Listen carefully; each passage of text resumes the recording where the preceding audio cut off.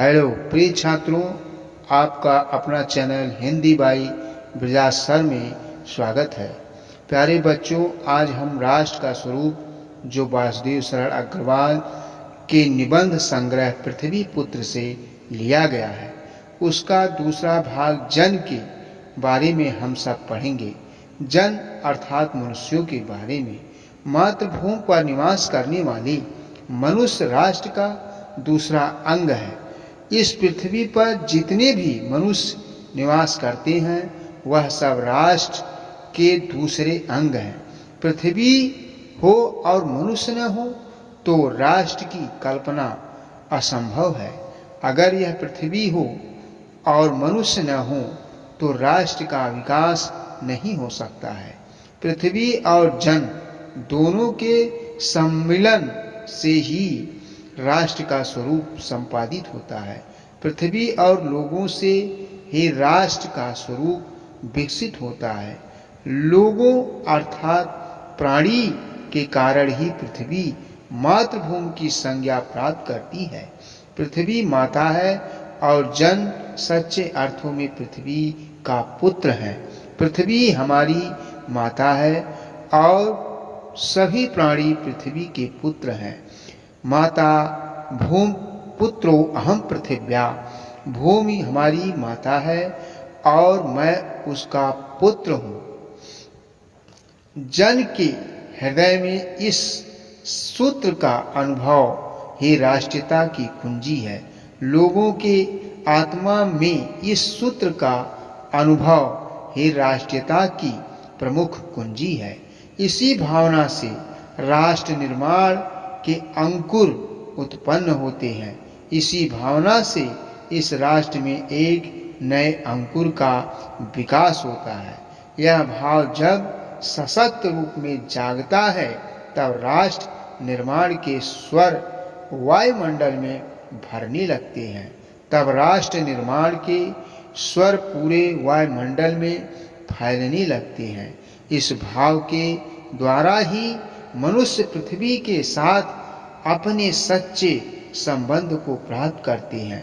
जहाँ यह भाव नहीं है वहाँ लोगों और भूमि का संबंध अचेतन और जड़ बना रहता है। जिस समय भी जन का हृदय भूमि के साथ माता और पुत्र के संबंध को पहचानता है, जिस समय लोगों का हृदय भूमि के साथ माता और पुत्र के बीच को पहचानता है, उसी क्षण आनंद और श्रद्धा से भरा हुआ उसका प्रणाम भाव मातृभूमि के लिए इस प्रकार प्रकट होता है। नमो मात्रे पृथिव्यै, नमो माते पृथिव्यै। माता पृथ्वी को प्रणाम है, माता पृथ्वी को प्रणाम है। यह प्रणाम भाव ही भूमि और जन का दृढ़ बंधन है। इसी दृढ़ भित्ति पर राष्ट्र का भवन तैयार किया जाता है। इसी संकल्प पर राष्ट्र का निर्माण तैयार किया जाता है। इसी मर्यादा को मानकर राष्ट्र के प्रति मनुष्यों के कर्तव्य और अधिकारों का उदय होता है। इसी प्रकार राष्ट्र के प्रति लोगों का विकास होता है। माता के प्रति अनुराग और सेवा भाव पुत्र का स्वाभाविक कर्तव्य है। जिस प्रकार माता के प्रति पुत्री का सेवा करने का कर्तव्य होता है, वह एक निष्कारण धर्म है। स्वार्थ के लिए पुत्र का माता के प्रति प्रेम पुत्र के अधपतन को सूचित करता है। जो जन मातृभूमि के साथ अपना संबंध जोड़ना चाहता है, जो लोग इस मातृभूमि के साथ अपना संबंध जोड़ना चाहते हैं, उन लोगों को अपने कर्तव्यों के प्रति पहले ध्यान देना चाहिए। माता अपने सब पुत्रों को समान भाव से चाहती है। हर माता अपने सारे पुत्रों को एक समान भाव से चाहती है। इसी प्रकार पृथ्वी पर बसने वाले जन बराबर हैं। इसी तरह जितने लोग इस पृथ्वी पर रहते हैं सभी लोग एक समान होते हैं, उनमें ऊंच और नीच का भाव नहीं है। पृथ्वी माता सभी को समान रूप से जानती है। जो मातृभूमि के उस उदय के साथ जुड़ा हुआ है वह समान अधिकार का भागी है। पृथ्वी पर निवास करने वाले जनों का विस्तार अनंत है। इस पृथ्वी पर रहने वाले लोगों के विस्तार का कोई अंत नहीं है।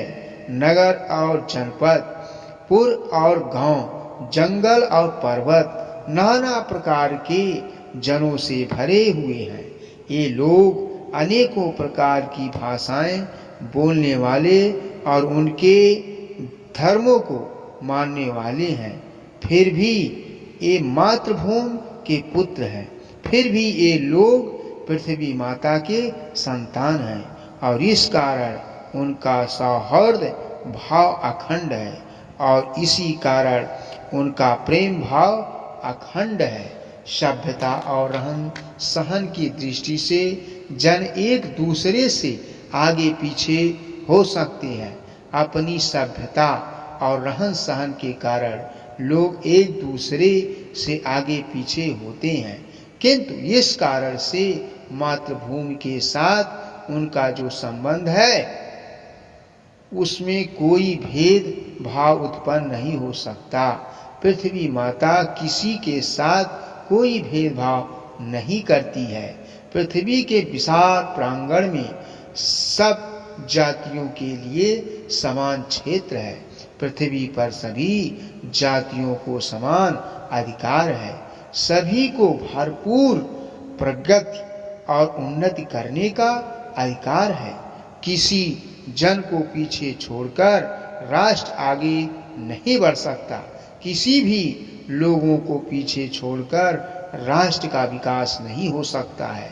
इस प्रकार राष्ट्र के प्रत्येक लोगों की सुध लेनी चाहिए। राष्ट्र के शरीर के एक भाग में यदि अंधकार और निर्बलता का निवास है तो समग्र राष्ट्र का स्वास्थ्य उतने अंश में असमर्थ रहेगा। इस प्रकार समग्र राष्ट्र को जागरण और प्रगति की एक जैसी उदार भावना से संचालित होना चाहिए। इस प्रकार राष्ट्र का विकास होना चाहिए। लोगों का प्रवाह अनंत होता है। सहस्रों वर्षों से भूमि के साथ लोग राष्ट्र का विकास किए हैं। जब तक सूर्य की रश्मियां नित्य प्रातः काल भुवन को अमृत से भर देती है, जब सूर्य की किरणें प्रतिदिन सुबह के समय पूरी पृथ्वी पर अपनी अमृत की धारा भरती है, तब तक राष्ट्रीय जन का जीवन भी अमर है। इतिहास के अनेक उतार चढ़ाव पार करने के बाद भी राष्ट्र निवासी जन नई उठती लहरों से आगे बढ़ने के लिए अजर अमर है। लोगों का संततवाही जीवन नदी के प्रवाह की तरह है, जिसमें कर्म और श्रम के द्वारा उत्थान के अनेक घाटों का निर्माण करना होता है, तभी लोगों का विकास होता रहता है। जय हिंद, जय भारत।